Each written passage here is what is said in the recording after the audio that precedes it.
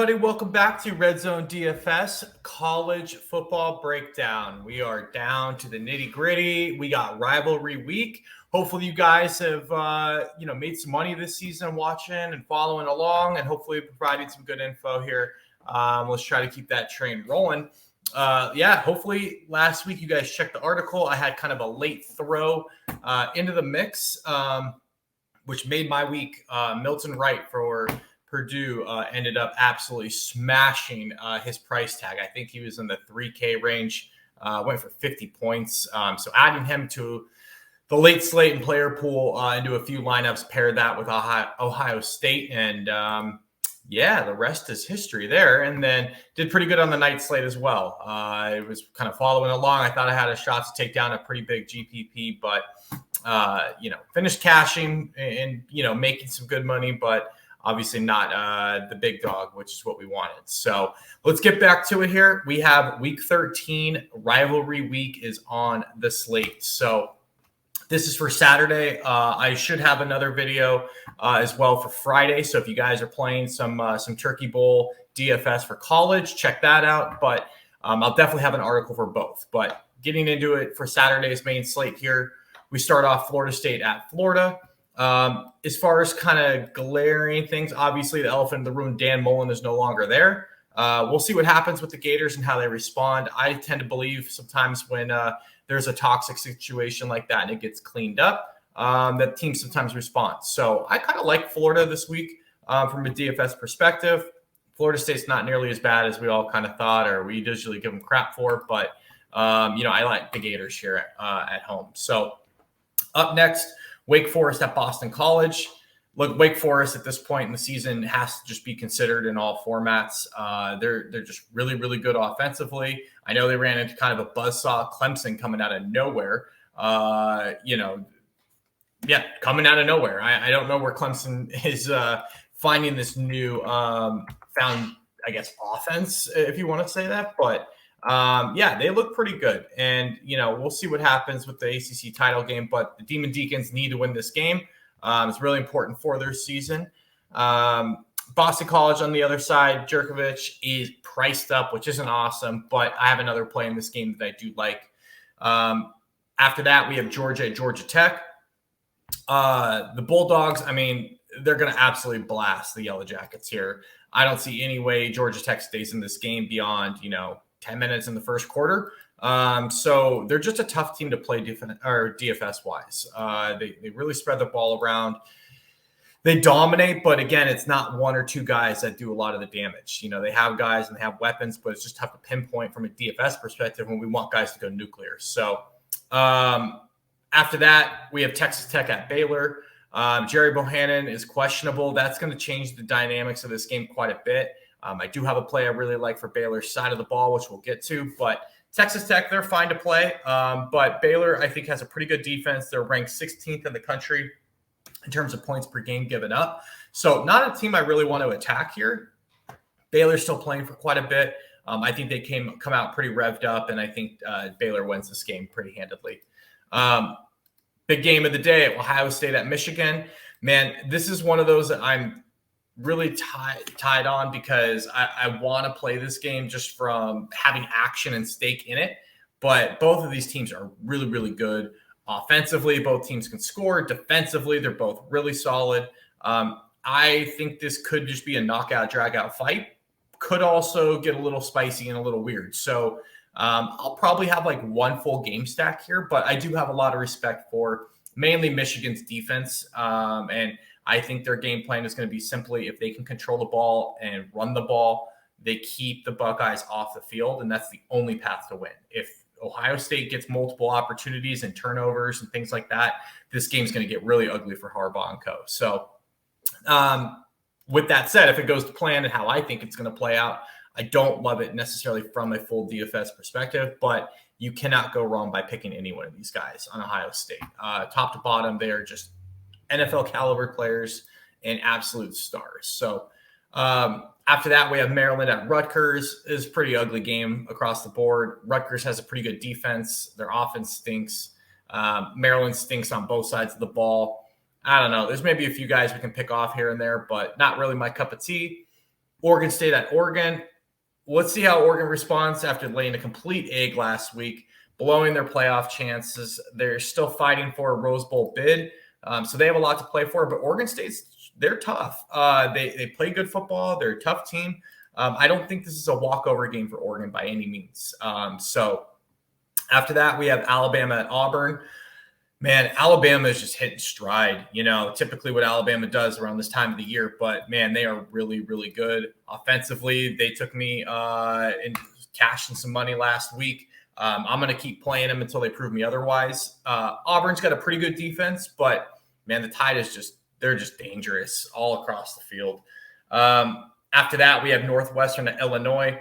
Man, this one sucks because Northwestern has one of the worst defenses in the country. But Illinois, they've got pretty much one guy you could play and exploit them with. So I'll get into that.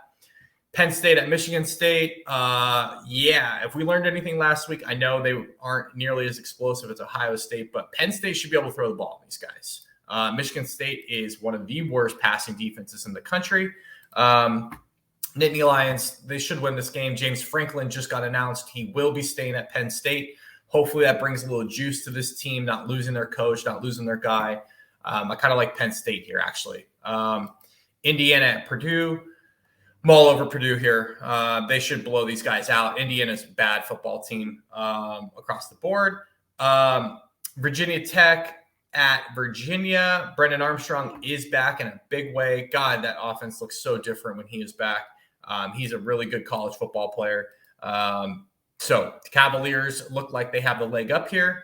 And then Wisconsin at Minnesota, another we're going to run the ball like 7,000 times. We'll see what happens there. So let's just rock and roll real quick. My core player pool for this week on Saturday.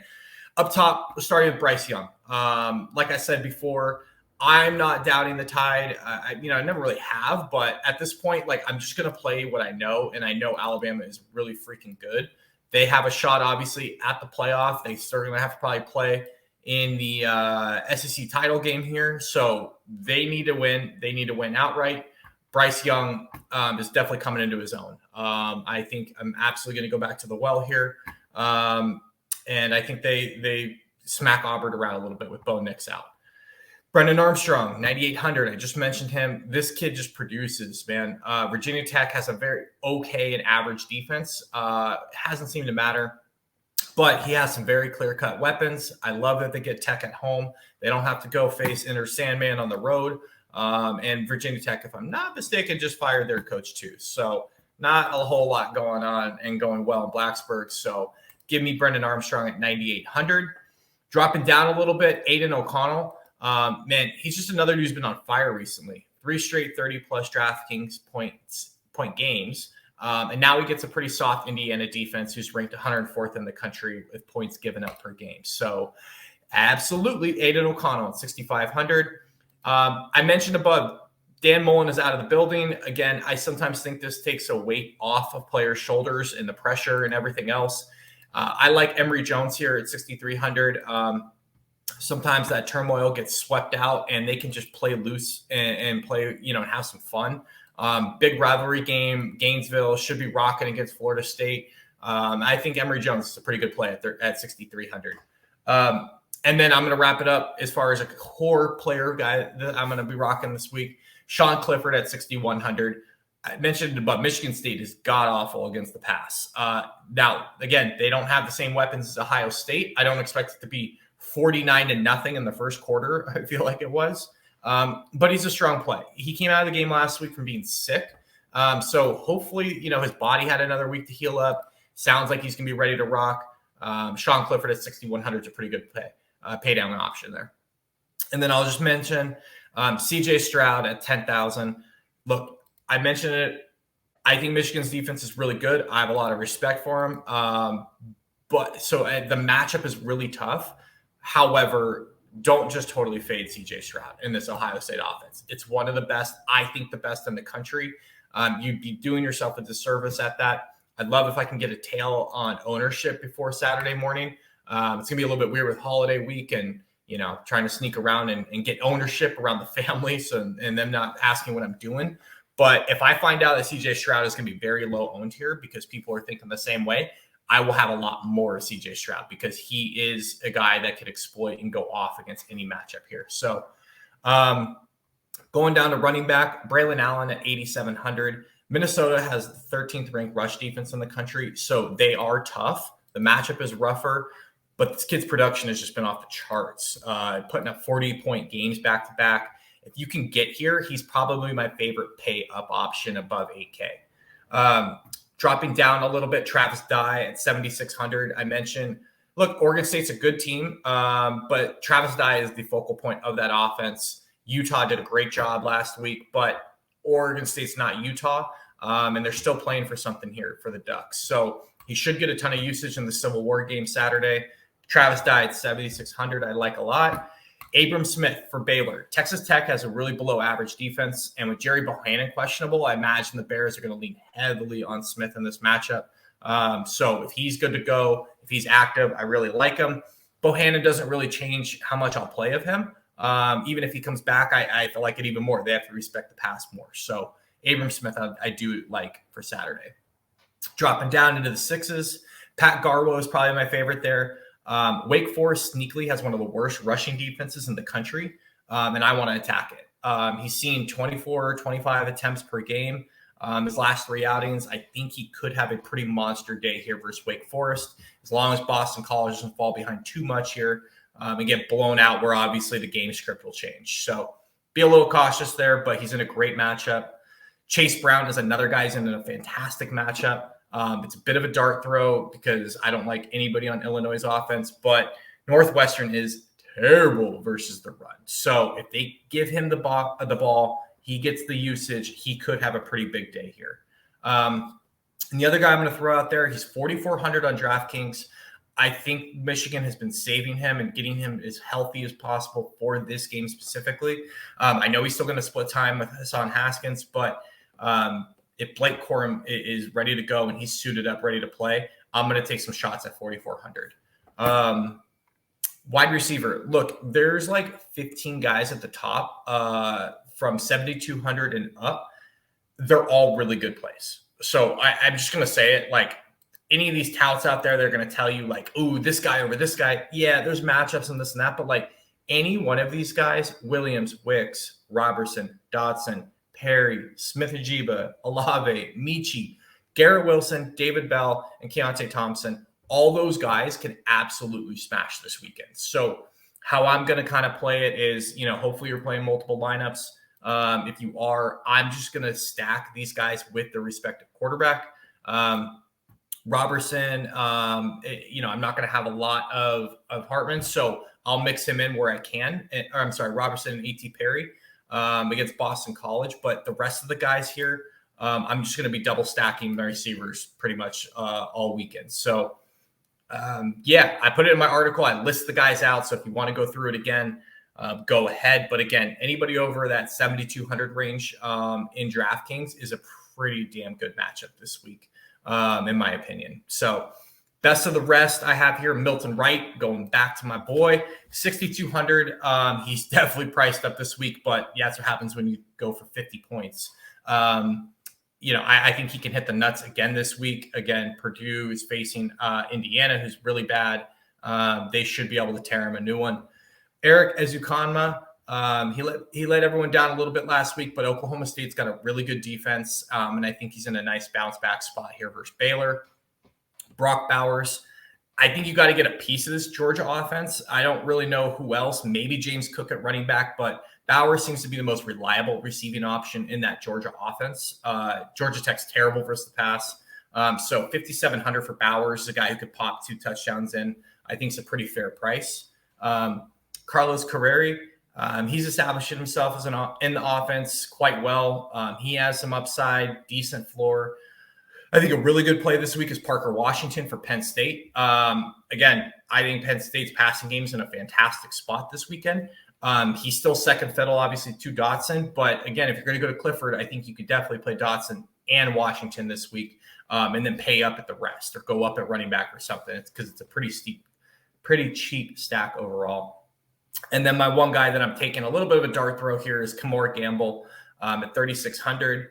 It's a little bit of a dart throw, but he's just far too cheap. He's a guy who's definitely integrated into this Gators offense. I think, they are able to beat Florida State at the very least. Like, I think this game has some little sneaky shootout potential. Most of these guys know each other. They played against each other in high school, were recruited against one another. So I love these rivalry games, but just a little caveat to kind of wrap things up here. Take some chances this week. Don't feel like, oh my goodness, this matchup, except like a Georgia Tech, weird things can't happen. Again, rivalry games get weird. They throw everything they got at them. For example, Auburn, this is their Super Bowl. This is their college national championship.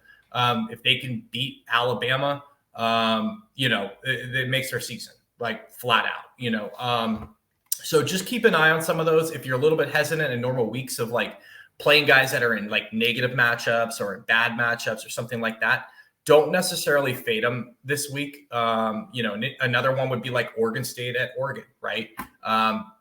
It's one of the biggest rivalries on the West Coast. I know East Coasters don't really care about this game, but Oregon State's going to give them everything they got. If Oregon State can beat Oregon this week, they own the state for the next year, right, in bragging rights. So these are huge games for these kids.